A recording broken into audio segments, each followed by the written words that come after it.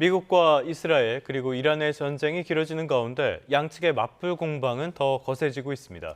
이란은 헤즈볼라와 함께 이스라엘에서 50개가 넘는 표적을 타격했다고 밝혔고 이스라엘도 헤즈볼라 기반 시설에 대규모 공습을 퍼부었습니다. 요르단 암만에서 조수연 특파원이 보도합니다. 텔아비브에 미사일이 여러 발 날아들자 이스라엘군이 긴급히 요격에 나섭니다. 이란 혁명수비대가 이스라엘을 겨냥해 레바논 무장정파 헤즈볼라와 함께 5시간 동안 합동 작전을 펼쳤습니다.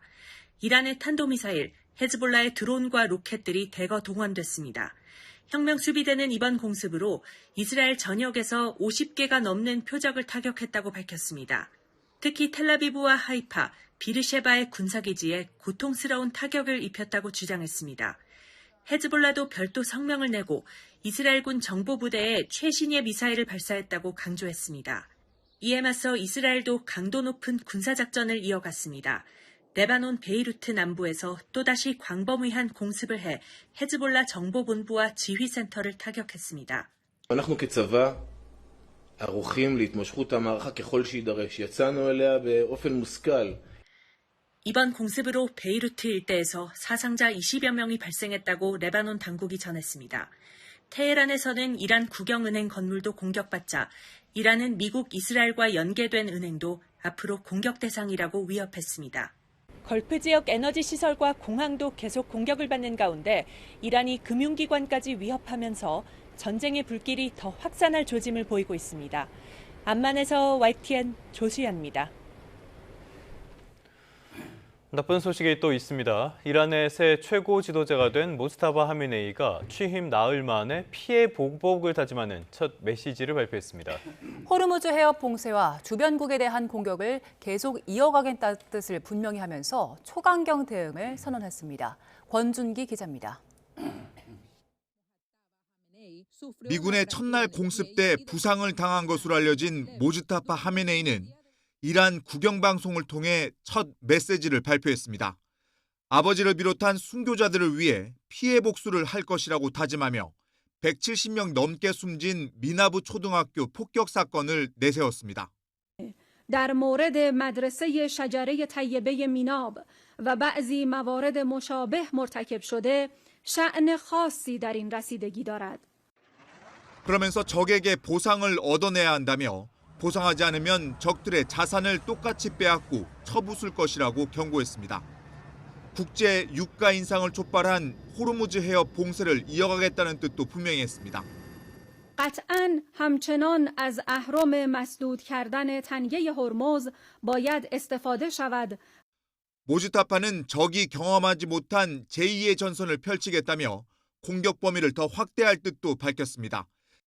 지금까지 주변국을 공격한 건 미군 기지를 노린 것이라고 변명하면서 이웃 국가들의 미군 부대 폐쇄를 촉구했습니다.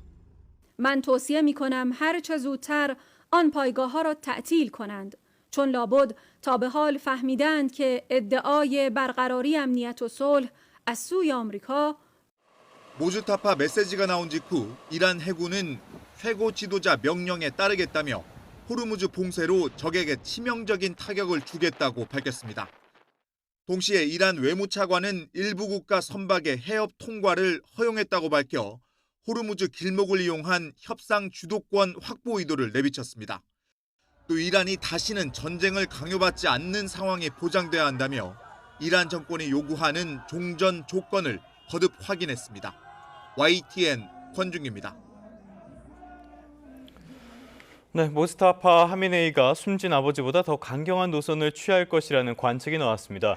뉴욕타임스는 이란 안보 전문가인 하미 드레자 아지지의 말을 인용해 모스타바의 성명은 군사 전략을 매우 노골적으로 드러내는 등 아버지보다 훨씬 더 대결적이라고 지적했습니다. 또 이번 메시지가 다른 유력 인사에 의해 작성됐을 가능성도 있다면서도 누가 실제로 결정을 내리고 있든 타협이나 유화의 신호가 보이지 않는다고 분석했습니다. 이렇게 이란에서 나온 강경 메시지에 트럼프는 아직 별다른 반응이 없습니다. 모즈타바가 호르무즈 해협 봉쇄 의지를 강조하고 미군이 호르무즈 해협에서 유조선을 호위할 준비가 안 됐다고 밝히면서 국제 유가는 급등했습니다. 워싱턴 연결합니다. 홍상희 특파원, 모즈타바가 초강경 대응을 선언했는데 트럼프 대통령 어떤 반응 보였습니까? 네, 이란 새 지도자의 강경 메시지가 유가와 증시를 흔들었지만 트럼프 대통령은 별다른 반응을 내놓지 않았습니다. 잠시 전 멜라니아 여사와 여성 역사의 달 행사에 참석한 트럼프 대통령은 이란 전쟁에서 미군이 앞서고 있고 잘 진행되고 있다고 강조했습니다. 들어보시겠습니다. The situation with Iran is moving along very rapidly. It's doing very well. Our military is unsurpassed. There's never been anything like it. Nobody's ever seen anything like it. And we're doing what has to be done, should have been done. 네, 모즈타바가 호르무즈 봉쇄를 지렛대로 계속 사용하겠다는 발언이 나온 가운데 트럼프 대통령은 국제 유가 상승으로 미국이 이익을 얻게 됐다는 말도 했습니다. SNS에 올린 글에서 세계 최대의 원유 생산국인 미국은 유가가 오르면 큰 돈은 벌 수 있지만 이란이 핵무기로 중동과 전 세계를 파괴하는 걸 막는 게 더 중요한 일이라고 강조했습니다. 이란의 호르무즈 해협 봉쇄로 국제 유가가 오르는 상황에서 대이란 군사작전의 정당성을 강조하기 위한 의도로 보입니다. 트럼프 대통령은 어제 군사작전을 계속할 거라면서 호르무즈 해협을 집중적으로 살펴볼 거라는 말도 했는데요. 이 발언도 들어보시겠습니다. We're just riding free range over that country. And now we're going to look very strongly at the straits. The straits are in great shape. 네, 미국 행정부는 당장 미군이 호르무즈 해협에서 유조선을 호위하는 건 어렵다는 입장도 내놨죠. 네, 트럼프 대통령은 앞서 지난 3일 국제 유가가 급등하자 미 해군을 투입해서 호르무즈 해협을 통과하는 유조선을 호위하겠다고 말했었죠. 크리스 라이트 미 에너지부 장관은 오늘 CNBC와의 인터뷰에서 아직 준비가 돼 있지 않다면서 지금 당장은 호위를 하기 어렵다고 말했습니다. 라이트 장관은 그러나 비교적 곧 가능할 거라며 이달 말까지는 선박 호위 가능성이 매우 크다고 답했습니다. 이란이 호르무즈 해협을 사실상 봉쇄하면서 유가가 급등한 데 대해서는 장기적 이익을 위한 단기적 고통이라며 이란 핵 위협 제거는 반드시 달성해야 할 과제라고 말했는데요. 오늘 CNN과의 인터뷰에서도 미군은 장기적인 문제를 해결하기 위해 그곳에 있는 거라면서 호르무즈 해협은 다시 열릴 거라고 말했습니다. 이 말 들어보시겠습니다. All of our military assets right now are focused on destroying Iran's ability to wage war and terrorize the neighborhood. When we can afford some additional assets to move tankers through the Straits of Hormuz, we will do that. That's coming. 네, 모즈타바가 호르무즈 해협 봉쇄를 이어가겠다고 하면서 국제 유가는 급등했다고요? 네, 브렌트유가 3년 7개월 만에 배럴당 $100를 넘어섰습니다. 런던 ICE 선물 거래소에서 거래된 5월 인도분 브렌트유 선물 종가는 어제보다 9.2% 급등한 1배럴에 $100 46센트로 마감을 했습니다. 국제유가의 기준인 브렌트유가 이 종가 기준으로 $100를 넘어선 건 2022년 8월 이후 처음입니다. 뉴욕 상품 거래소에서 거래된 4월 인도분 서부 텍사스산 원유 WTI 선물 종가도 1배럴에 $95 73센트로 마감했습니다. 어제보다 9.7%나 상승한 수치입니다. 모즈타바의 발언으로 전 세계 원유 수송량의 20%가 통과하는 호르무즈 해협 봉쇄가 장기화할 수 있다는 우려가 유가 상승을 밀어올린 겁니다. 국제에너지기구는 오늘 월간 보고서를 냈는데 이란 전쟁이 글로벌 석유 시장에 역사상 최대 규모의 공급 차질을 가져왔다고 지적했습니다. 전문가들은 앞으로도 몇 주 동안 변동성이 이어질 것으로 예상하고 있어서 유가가 더 오를 가능성도 배제할 수 없는 상황입니다. 지금까지 워싱턴에서 전해드렸습니다. 베냐민 네타냐후 이스라엘 총리가 이란의 신정 통치를 전복할 수 있는 환경을 만들겠다는 새로운 전쟁 목표를 설정했다고 밝혔습니다. 네타냐후 총리는 현지 시간 12일 개전 후 첫 기자회견에서 이란 국민이 50년간 이어진 잔인한 폭군 정권을 무너뜨릴 수 있는 여건을 조성한다는 세 번째 전쟁 목표를 추가했다고 말했습니다. 그러면서 기존의 두 가지 목표였던 이란의 핵무기 개발 저지와 탄도미사일 역량 파괴도 여전히 유지되고 있다고 덧붙였습니다.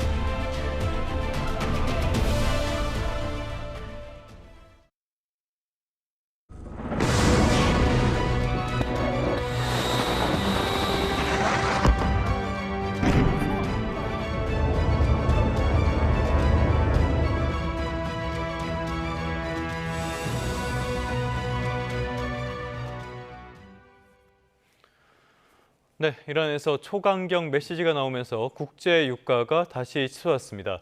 브렌트유가 100달러를 넘어섰는데요. 국내 경제에도 큰 위협이 이어지는 세입니다. 마영삼 전 이스라엘 대사, 주원 현대경제연구원 연구본부장 두 분과 함께 알아보도록 하겠습니다. 두 분 어서 오십시오. 안녕하십니까. 저기 하메네이의 둘째 아들 차남이죠. 모스타바가 지금까지 여러 가지 이야기들이 있었습니까? 선출이 되고 나서도 목소리가 없었기 때문에 사망한 것이 아니냐 이런 이야기까지 나왔었는데요. 결국에 입장이 나왔습니다. 굉장히 강한 입장을 내놨네요. 네, 그렇습니다. 일단 뭐 사망설과 부상설이 있었는데 예. 부상설로 굳어지는 게 아닌가 이런 느낌입니다. 그냥 다치긴 정도다. 예. 네, 왜냐하면은 사망이 했다고 하면은 후계자로 뽑지 않았을 가능성이 높아 보입니다. 예. 여하튼 공식적인 반응이 나올 때까지는 우리가 조심스럽게 지켜봐야 될 것 같습니다. 그럼에도 불구하고 이제 어제 모스타파 하메네이의 최고 지도자의 메시지라고 하면서 이제 방송에서 이제 앵커가 읽었죠. 예. 그것은 그 내용은 제가 보기에는 매우 강경합니다. 지금 트럼프 대통령이 전쟁을 곧 끝내겠다 했는데 이란 측에서는 전쟁 끝내는 것은 우리지 미국이 아니다라고 얘기를 했었습니다. 예. 그 메시지와 지금 이 메시지가 아주 일치하고 있는 겁니다.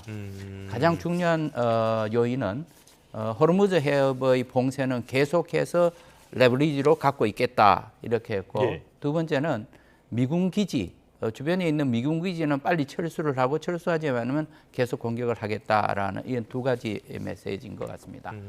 그런데 호르무즈 해협은 실질적으로 이 봉쇄를 하기로 마음을 먹으면은 계속 할 수가 있는 겁니다. 예. 지금의 경우에는 과연 이제 기뢰를 부설했느냐 안 했느냐의 문제지만은 다닐 수가 없는 상황입니다. 이란이 계속 위협을 하고 있기 때문에. 뭐 드론만 띄운다 그래도 단위가 쉽지는 않으니까요. 네, 그렇습니다. 그래서 호르무즈 해협에 대해서 계속해서 통제권을 가지고 있겠다. 네. 그리고 또 하나는 이제 미군 기지에 대해서도 계속 공격을 하겠다. 이 말은 전쟁을 미국이 끝난다고 하지만 우리가 끝내는 것이다. 예. 그리고 우리가 계속 이 두 군데에 대해서 공격할 의지가 있다면은 전쟁이 끝나지 않는 것이다. 네. 이렇게 이제 얘기를 하고 있습니다. 따라서 계속해서 저항을 할 것이고 전쟁은 끝이 나지 않을 것이고 예. 이란 측에서는 6개월 얘기도 지금 하고 있는 것입니다. 그래서 전쟁이 길어질 가능성이 있는데 예. 이렇게 되면은 트럼프 대통령으로서는 빨리 종전을 해야 되는 것이고 이란은 계속해서 전쟁을 하겠다는 것이고 6개월이라면 중간 선거랑 딱 맞물리네요. 네, 예. 그렇습니다. 그렇게 되면은 결국은 미국이 설령 철수를 한다 할지라도 분쟁은 계속 남아 있다 이렇게 해석이 됩니다. 그런데요, 궁금한 게 지금 앞서도 대사님께서도 언급을 해주셨습니다만 모즈타바가 죽은 것이 아니냐 이런 여러 가지 설들이 있었잖아요. 그렇다면 본인이 직접 나와서 이야기를 했으면 그런 설들은 다 가라앉았을 텐데 왜 굳이 또 대독을 했을까요? 네, 지금 현재 보도에 따르면 이것도 뭐 공식적으로 발표를 하지 않았으니까요. 예. 보도에 따르면은 일단 다리가 다쳤고 그리고 얼굴 손상도 있다고 하는 것이죠. 예, 예. 그래서 그러한 모습을 국민들한테 보여줄 필요가 있느냐? 아마 국민들한테 나타날 때는 용태가 상당히 호전된 상태에서 그러한 모습으로 지도자의 모습으로 신격화 지금 현재 그리고 영웅화된 그런 모습으로 나타나지 않을까 그렇게 생각합니다. 알겠습니다. 이렇게 아픈 모습으로 나타나는 것보다는 건강한 모습을 보여주길 원했을 것이다. 이런 해석이 있었고요. 자, 어쨌든 간에 이란에서 이렇게 강경한 메시지가 나오면서 당장 반응을 보인 데는 예상대로 뉴욕 증시와 국제 유가였습니다. 뉴욕 증시 많이 빠졌고요. 국제 유가, 브렌트 유가 100달러를 넘었네요. 네, 이게 이제 우크라이나 러시아 전쟁 때도 이제 100달러를 넘었는데 그때는 이제 전쟁이 발발하기 직전에는 90달러대였다가 100달러 넘은 속도거든요. 그러니까 원래 높았었네요, 그때는. 예, 그러니까 전쟁이 왜냐하면 12월부터 뭐 러시아군이 이제 우크라이나 국경으로 이동한다는 이제 그런 소식이 들리면서 근데 지금은 비슷한 기간인데 한 일주 정도밖에 안 되는데 60달러대에서 100달러로 올라갔거든요. 네. 그러니까 충격이 그때하고는 지금 상상 못하게 빠른 시간 안에 유가가 올라가면서 상당히 좀 충격이 컸고요. 뉴욕 증시는 말씀하신 대로 지금 좀 강경한 메시지 이게 있었는데 근데 분위기를 보면 반드시 그 영향이 절대적인 것만은 아닌 것 같아요. 사모대출, 환매를 지금 막고 있거든요. AI 거품론에 대한 이야기네요. 근데 이게 우리가 간과할 수 없는 게 지금 유동성 경색, 그러니까 우리 2008년에 금융위기 나왔을 때 그때의 어떤 분위기가 지금 잡히고 있다라는 미국 시장의 시각이 좀 확산이 되고 있어서 지금 이란 사태와 더불어서 만약 유동성 경색까지 들어가면 미국 증시가 우리가 미래를 예단하기는 어렵지만 거의 글로벌 금융위기 때 충격을 또 받을 수 있는 게 아닌가 상당히 우려가 되고 있습니다. 말씀하신 사모펀드의 환매 중단 같은 것들은 금융위기 전에 항상 나타나는 전조현상 정도로 우리가 받아들일 수 있는데요. 오늘은 일단 이란에 대한 이야기에 집중을 해보고 이 내용은 저희가 나중에 기회 될 때 한 번 더 짚어보도록 하겠습니다. 자, 지금 보니까 미국 자동차협회에서 휘발유 1갤런당 평균 가격이 3.6달러까지 치솟았다 이런 발표도 있었고요. 트럼프는 이렇게 유가 오르면 우리는 돈을 많이 번다 이런 이야기도 하더라고요. 마치 어제의 트럼프와 오늘의 트럼프가 열심히 싸우는 그런 느낌도 드는데요. 자, 이 유가 상승의 여파 만만치는 않을 것 같아요. 미국도 그렇고 전 세계적으로도 그렇고요. 트럼프가 생각하는 거는 지금 셰일오일이나 셰일가스가 사실 유가가 높아야 이제 생산성이 맞아서 거기가 이제 설비가 증설이 되고 가동이 들어가는데 그 얘기를 한 것 같고요. 근데 그거는 우리가 상식적으로 생각해봐도 지금 뭔가 투자를 해서 생산으로 이어지려면 몇 년은 걸리고 어떻게 보면 그렇겠죠. 트럼프 임기 끝나거나 가능한 거거든요. 근데 아무리 셰일가스가 좀 빨리 된다고 해도. 근데 지금 분위기가 물가 휘발유 가격이 오르면 이제 그 우크라이나 전쟁 때도 그렇지만 미국 소비자 물가 상승률을 높인 핵심 요인이 바로 유가였습니다. 그렇게 되면은 미국 연준의 금리 인하가 다음 주에 이제 FOMC가 있는데. 이제 우리 파월 의장이 뭐 4월까지 정도만 하고 그 다음에는 이제 케빈 워시가 의장을 맡고 그럼 뭐 파월은 워낙 강경파이기 때문에 뭐 금리를 계속 동결을 한다고 생각하고 케빈 워시가 되면 한 2차례 정도 금리 인하를 그동안 예상을 했었는데 케빈 워시라고 하더라도 아무리 트럼프가 뽑아준 사람이라고 하더라도 예를 들어 미국 물가 상승률이 3% 4% 이렇게 올라가 버리면 그래서 오늘 아침에 이제 미국 페드워치를 검색해봤더니 올해 말까지 동결입니다. 계속 동결. 그 내년 초에나 한 번 정도. 그렇다면은 트럼프가 원하는 이제 물가 금리를 내려서 경기를 뜬 이런 거는 지금 뭐 거의 불가능한 상황이고요. 오히려 이번 유가 상승으로 인해서 물가가 말씀하신 대로 미국 국민들이 체감할 수 있는 휘발유 가격이 올라가면 중간 선거에 상당히 좀 불안하고 어떻게 보면 제가 정치학자는 아니지만 이번에 그 이란에서 트럼프의 아킬레스건인 물가를 제대로 물었다라는 생각이 듭니다. 그거는 벌집을 좀 많이 잘못 건드린 결과로도 볼 수가 있을 것 같은데요. 우리가 흔히 간과하지만 제롬 파월 연준 의장 역시 트럼프가 임명한 사람이긴 합니다. 같은 일이 또 반복되지 않을까라는 생각이 드는데 그러다 보니까 뉴욕, 미국 쪽에서는 이런 평가가 나오는 것 같아요. 트럼프가 오판을 많이 했다 이번에. 그 오판을 보면은 먼저 반격의 수위를 과소평가했다. 유가에 미칠 영향을 또 과소평가했다. 마지막으로는 이란의 정권 교체 가능성을 너무 크게 봤다. 이런 지적들이거든요. 대사님도 동의하십니까? 네, 상당 부분 동의를 합니다.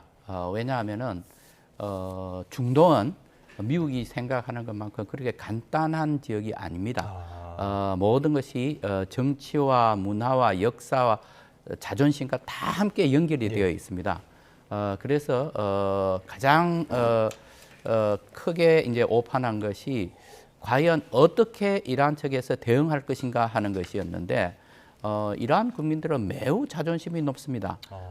그리고 역사적으로 볼 때 페르시아 제국을 건설한 나라입니다.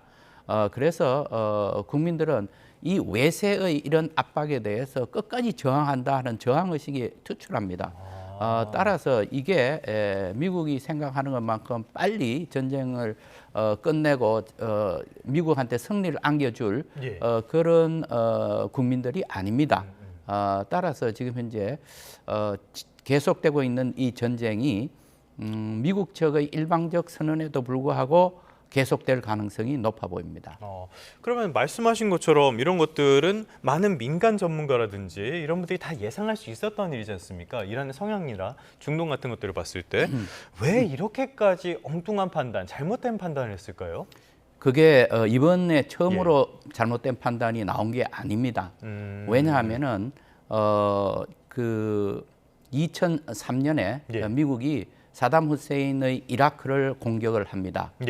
그때도 이게 여러 가지 오판, 그러니까 정확지 않은 정보를 가지고 공격을 한다 이런 얘기가 있었고 그 이후에 그러니까 전쟁은 단기간에 끝냈습니다. 그 이후에 미국이 The Greater Middle East Initiative라고 해서 대중동 이니셔티브 전략을 발표를 했습니다. 그게 뭐냐면은 중동에서 민주주의를 그리고 자유로운 이 분위기를 형성하지 않고서는 앞으로 변화를 이룰 수 없다라고 해서 강경하게 이러한 정책을 수행을 했는데 결국 그때도 많은 전문가들이 이거는 불가능한 일입니다.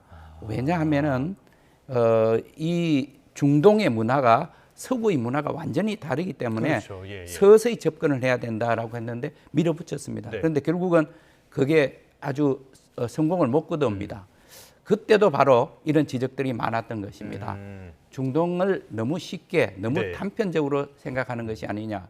그래서 지금의 이러한 이제 상황이 발생되었는데 이 문제에 대해서는 미국이 이번 이 전쟁을 통해서도 또 한 번 반성하는 기회가 될 것으로 봅니다. 과거로부터 배운 점이 별로 없었던 것 같습니다. 어쩌면 이란에다가 자기 이름을 넣고 싶은 걸지도 모르겠어요. 지금까지 했던 행동들을 봐서는요. 어찌됐든 간에 지금 이란과 이렇게 하면서 앞서서 저희가 짚어본 것처럼 국제 유가가 빠르게 치솟고 있습니다. 본부장님께서 냈던 보고서가 요즘 많이 회자되고 있어요. 배럴당 150달러 이상까지 오르게 되면 한국의 경제 성장률이 0.8%포인트 낮아질 것이다. 이거는 아주 극단적인 예시를 드셨던 것 같고요. 지금 상황 같은 것들이 계속 이어질 때 우리 경제에 미칠 영향은 어느 정도로 봐야 됩니까? 지금은 한 배럴당 100달러 정도가 예상이 되고요. 그 이제 보고서의 그 시나리오라면은 경제 성장은 한 0.3 정도 빠지는. 0.3. 근데 이제 들으시는 분들이 배럴당 100달러고 주유소 가격이 뭐 2,000원 가까이 올라가는데 0.3밖에 안 빠져 이렇게 마실 수가 있는데 그건 뭐냐 하면 이제 작년 경제 성장률이 워낙 우리 역사상 5번째로 낮은 성장률이기 때문에 튀어올라오는 효과는 분명히 있습니다. 이제 그거가 가만히 돼서 이렇게 빠지는 거고요. 논리적으로는 이제 경제 성장률이 올라가면 물가 상승률도 올라가는 게 맞습니다. 이게 수요가 늘어나니까. 근데 그거는 물가가 만약에 급격하게 오르면 오히려 내수 심리를 위축을 시키고 그게 이제 성장률을 떨어뜨리니까 물가하고 성장률이 반대로 가는 그런 방향이 발생하고요. 그게 과거에 이제 유가 충격이라든가 이런 게 발생했을 때는 그런 현상이 나타났고요. 다만 이제 우리 국제 유가를 얼마까지 갈지는 모르겠지만 예. 지금 이 정도의 상황이라면 올해 경제 성장률은 좀 그림에서 표에서 보시는 상당히 좀 빠질 것 같고 그러면 올해 성장률을 대부분의 기관들이 한 2% 정도 예. 보고 있거든요. 예, 예. 그래서 저거 0.3도 저희가 지금 최소한으로 잡은 거기 때문에 그럼 뭐 1% 중반 예. 그리고 연평균 만약에 150달러가 가면은 올해 한 1%대 초반 이 정도로 성장률이 확 내려갈 가능성이 높습니다. 2년 연속으로 경기가 대단히 부진한 결과를 받아들게 되는 그런 건데 지금 그래서 이재명 대통령이 연일 강조를 하고 있는 게 재정 정책의 역할이에요. 추가 경정 예산 편성을 공식화한 상태인데 추경으로 이런 문제점들, 위험성들 잡아낼 수 있다고 보십니까?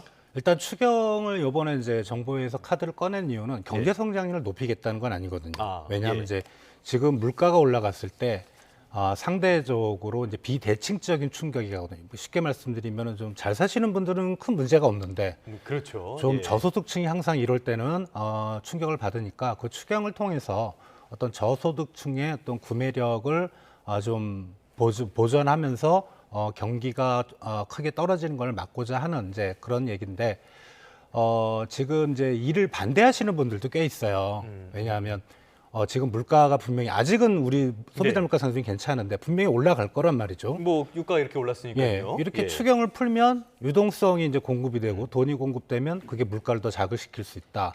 다만 우리가 그 물가가 더 올라갈 거를 우려를 해서 네. 정부가 아무것도 안 하면 저소득층은 점점점 힘들어지는 거죠. 그래서 예. 이거 둘 중에 어느 거를 선택해야 되느냐. 이거는 이제 선택의 문제인데 제가 보기에도 추경을 선택하는 게 맞다고 생각합니다. 지금 상황에서 부작용 우려는 분명히 있지만 어쩔 수 없는 측면이 있다라는 설명을 들어봤고요. 자, 이번에 중동 전쟁 이 상황을 보면요. 미국과 이란의 관계 이것도 굉장히 복잡하게 갔지만은 여기에 이게 직접 이해관계자가 되는 게 이스라엘 아니겠습니까? 지금 이스라엘 쪽에서도 계속 뭐 신권 통지를 전복해야 된다. 여러 가지 목소리들이 나오고 있는데 이스라엘의 이런 목소리가 오히려 전쟁을 장기화로 이끄는 그런 배경이 될 가능성은 없습니까? 이스라엘의 입장과 미국의 입장이 조금 이제 다릅니다.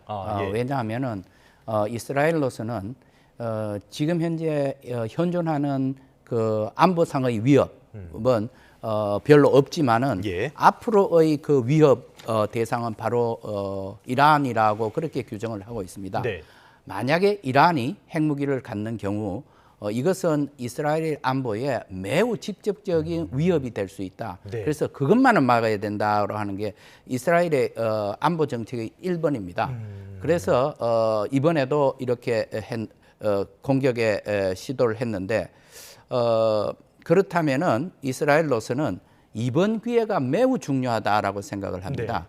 네. 미국과 이스라엘이 합동 작전으로 이렇게 주변의 국가를 공격한 경우는 이것이 이제 유일합니다. 작년 6월에 그렇게 했습니다. 그리고 이번에 했기 때문에. 그렇죠. 예. 그렇다면은 거기는 트럼프 대통령이라는 요소가 들어가 있는 겁니다. 트럼프이기 때문에 가능했다. 이렇게 이제 이스라엘에서는 판단을 할 것이고. 바이든 때는 이렇게까지는 도와주지 않았었죠. 그렇습니다. 예. 자, 그렇다면은 이스라엘로서는 이번에 트럼프 대통령이 있는 기간 동안에 자기들이 목표하는 바를 많이 이루어야 되겠다. 이룰 때까지는 이루어야 되겠다. 이렇게 이제 생각을 한 겁니다. 그래서 지금 현재 만약에 트럼프 대통령의 얘기처럼 전쟁을 끝내고 철수를 한다 할지라도 이스라엘이 생각하는 전쟁의 목표는 아직까지 다 못 이루었다라고 생각을 합니다. 그걸 때문에 계속해서 공격을 한다. 이렇게 이제 얘기를 한데 그래서 지금 현재 1년 정도도 계속 할 수 있다. 이런 얘기가 나오고 있는 겁니다. 예. 저는 생각하기에 그럴 가능성이 있다고 생각합니다. 왜냐하면은 트럼프 대통령 미국이 철수를 한다 할지라도 이스라엘은 앞으로 이란이 계속해서 호르무즈 해협을 통제를 하고 미군 기지에 대한 공격을 하고 이러한 상황이 계속 발생한다면은 이스라엘로서는 재공격을 할 수 있는 충분한 또 구실을 만들 수가 있는 것입니다. 따라서 이스라엘은 가능하면은 계속해서 전쟁을 지속할 것으로 보고 이것은 이스라엘의 국내 정치하고도 또 맞물려 있습니다. 많은 사람들이 네타냐후 총리가 이렇게 전쟁을 계속 끌어가는 것이 본인의 정치적인 입지 그리고 앞으로 있을 10월 말에 있을 총선에서 이스라엘이 네타냐후 총리가 훨씬 유리한 고지에 가기 위해서는 이렇게 긴장을 계속 고조시켜 놓는 게 좋다. 네. 이렇게 또 평가들을 하고 있습니다. 그래서 거의 국내적인 정치뿐만 아니라 이스라엘 안보에 대한 매우 심각한 우려, 이것 때문에 전쟁이 예. 계속될 가능성이 있습니다. 마치 우리 군사정권 때 우리와 북한의 관계 이런 것들을 보는 듯한 그런 느낌도 드는데요. 정치적으로 이용도 많이 되는 것 같습니다. 또 하나 살펴봐야 될 게 지금 이란이 주변국들을 그렇게 무차별적으로 공격을 하고 있는 것 같아요. 특히 아랍에미리트, 두바이 쪽도 공격을 했다고 그러고요. 이쪽에서 지금 중동 지역에서 투자자라든지 외국인들이 빠져나간다 이런 소식도 전해지는데 이란이 이런 전략을 선택한 배경은 뭘로 보십니까? 네. 우리가 기억을 하겠지만은 이스라엘과 아랍 국가 간의 수교 관계 개선을 한 적이 있습니다. 이게 1기 트럼프 대통령 시절인데요. 그렇죠. 예. 아브라함 협정이라고 해서 네. 그 아브라함 협정에 가입했던 나라가 바로 UAE입니다. 그래서 UAE는 중동 지역에서 경제적인 위치나 또는 다른 정치적인 입지로 볼 때 상당히 중요한 국가입니다. 그런데 UAE가 이스라엘하고 수교를 맺어서 네. 다른 국가에 미치는 영향이 많다라고 생각을 합니다. 그래서 이란으로서는 우리의 적국과 수교를 했다. 예. 그것도 아랍 국가가. 네. 그래서 이번 경우에는 그것이 무엇인지 하는 것을 후과를 보여주겠다. 이런 이제 요소가 작용한 예. 것으로 전문가들은 분석을 하고 있습니다. 그래서 UAE로서는 지금 가장 많은 피해를 입고 있습니다. 심지어는 아마 UAE의 피해가 이스라엘이 입는 피해보다도 훨씬 더 크다고 봅니다. 네. 왜냐하면은 이스라엘은 방공망이 굉장히 촘촘하기 때문에 그렇죠. 예. 그걸 요격을 많이 해내는데 지금 UAE의 경우 특히 이제 두바이 경우는 그야말로 이 방공 시스템을 충분히 갖추어지지 않았습니다. 그래서 상당히 이제 어려운 상황이죠. 그래서 지금 이란으로서는 그 쉬운 목표물에 대해서 여러 가지 지금 시설에 대해서 다 공격을 하고 있는 거예요. 네. 외교 공간뿐만 아니라 거기에 있는 금융 자산 그리고 빅텍이 들어와 있는 그런 사무실 이렇게 다 지금 공격을 하고 있습니다. 그래서 UAE가 받을 수 있는 이 영향은 매우 크고 네. 특히 두바이 같은 경우에는 관광 산업이 굉장히 중요한 요소를 차지하고 있는데 관광객이 다 전면 그렇죠. 빠져나갔습니다. 네네. 예. 앞으로 관광객이 다시 올 것이냐 하는 문제에 대해서는 많은 사람들이 이제는 두바이의 지위를 잃어버릴지도 모른다 이런 우려들을 하고 있는 것입니다. 무섭잖아요. 네. 예. 알겠습니다. 주변국들까지도 번져나가면서 포화가 번져나가면서 이게 전쟁이 장기화되는 것이 아니냐 이런 우려는 계속 나올 법한데요. 자, 이런 것들 유가 상승의 여파 우리 쪽에도 굉장히 크게 오고 있고요. 그러다 보니까 정부에서는 국내 기름값을 잡기 위해서 1997년 이후에 30년 만에 처음으로 석유 최고 가격제를 시행한다고 해요. 어떤 내용입니까, 이거는?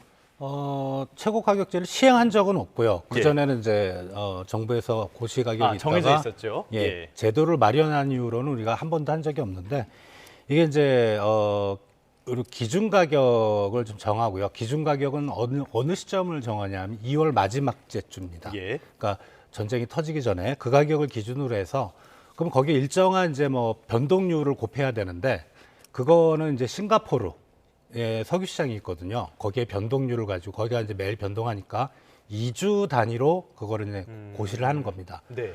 그래서 이제 최고 가격이 너무 높게 올라가지 않도록 고시를 하는데 극단적인 경우는 정유사가 역마진이 발생할 수가 있죠. 그러니까 손해를 볼 수가 있습니다. 예, 그럴 때는 정부에서 이제 전문가들로 구성된 사후 정산위원회를 만들어서 그 손해를 보전해주는. 그래서 이런 게 2주 단위로 앞으로 계속 정부 가격 고시제가 생기는 거고요. 다만 이거는 주유소 판매 가격이 아닙니다. 예. 정유업체에서 주유소로 넘어오는 가격이기 때문에 주유소에 계신 이제 자영업자분들은 거기에 일정 부분의 마진을 붙여서 해야 되는데 아무튼 유가는 조금 안정되지 않을까. 여기 국내에서 파는 휘발유나 경유 가격은 안정되지 않을까 생각하고요. 그리고 유정 중에 주유소 보시면 이제 고급 휘발유가 있는데 이거는 제외입니다. 예. 아, 네네. 휘발유, 경유, 등유까지가 지금 정부에서 고시가격 제도를 통해서 가격을 조정하고 있습니다. 자, 말씀하신 것처럼 단기적으로는 휘발유 가격이 안정될 가능성이 크다. 그런데 여기에 대해서 우려를 표하는 목소리도 많아요. 실제로 미국에서 이런 제도를 시행을 했을 때 공급이 제대로 안 된다든지 여러 가지 부작용들도 나왔지 않습니까? 어제 정부에서는 매점 매석 금지 공고 이런 것도 같이 했는데 효과가 있을까요? 부작용은 없을까요? 부작용은 분명히 있을 겁니다. 예. 뭐 말씀하신 국내적인 시장에서는 이제 그런 매점 매석, 그러니까 가격이 계속 오를 거라 생각하면 물량을 내놓고 싶어하는 사업자는 없는 거죠. 그렇겠죠. 예. 예. 그리고 또 하나의 문제가 우리가 이제 바깥에 수출하는 물량도 꽤 있거든요. 그거는 최고 가격제하고는 상관없습니다. 예. 그러면 사업자 입장에서는 국내에서 팔면 자칫하는 손해인데 바깥에다 더 비싸게 팔 수 있지 않느냐. 근데 정부도 요거를 이제 통제를 하겠다고 하는 건데 우리가 시장이라는 게 우리 이제 코로나 때도 사실 정부가 마스크에 대해서 절대로 그 수급을 적절하게 좀 통제하겠다고 하지만은 그때도 매점 매색이 있었잖아요. 그랬죠. 분명히 그런 사례는 나올 겁니다. 그래서 근데 부작용이 무서워서 이거를 안 하면은 우리 서민들이 더 큰 고통을 받기 때문에 이 최고 가격제는 일단 당분간 해야 된다고 저는 생각합니다. 알겠습니다. 어떻게 보면 고육지책이라도 볼 수가 있겠는데요. 끝으로 하나만 더 살펴보도록 하겠습니다. 환율이 또 문제예요. 다시 치솟고 있습니다. 아마 오늘도 별로 좋은 소식은 안 들릴 것 같은데 이 환율 역시도 우리 경제에 좀 부담이 되는 요소가 되는 거 아닙니까? 유가만 오르면 좋은데 네. 유가가 오르고 환율까지 오르면 수입 물가가 환율 오른 만큼 더 올라가는 거죠. 예. 그러면 저희 연구원에서 전망했던 분석, 경제 성장률 빠지고 소비자 물가 상승률 빠지는 게 환율 1,500원대는 저희가 예상을 안 했거든요. 1,400원대 후반, 80원, 90원 그 정도 기준 라인인데 이게 1,500원대를 넘어간다? 그럼 저희가 생각했던 것보다 물가는 더 급등하고 성장률은 더 빠질 수가 있습니다. 결국은 이게 환율이 유가에 연동돼서 지금 올라가고 있기 때문에 이런 추세라면 만약에 유가가 뭐 배럴당 150달러 이러면은 환율 1,500원 넘는 건 일도 아닙니다. 그래서 지금 결국은 환율보다는 유가가 더 핵심이라고 생각하시면 될 것 같습니다. 알겠습니다. 국내 경제에 많은 위협이 되고 있는 이 전쟁, 지금 걱정은 역시 장기화 국면으로 가고 있다는 점이 걱정거리입니다. 지금까지 마영삼 전 이스라엘 대사, 현대경제연구원 주원 연구본부장 두 분과 함께했습니다. 오늘 말씀 고맙습니다. 감사합니다.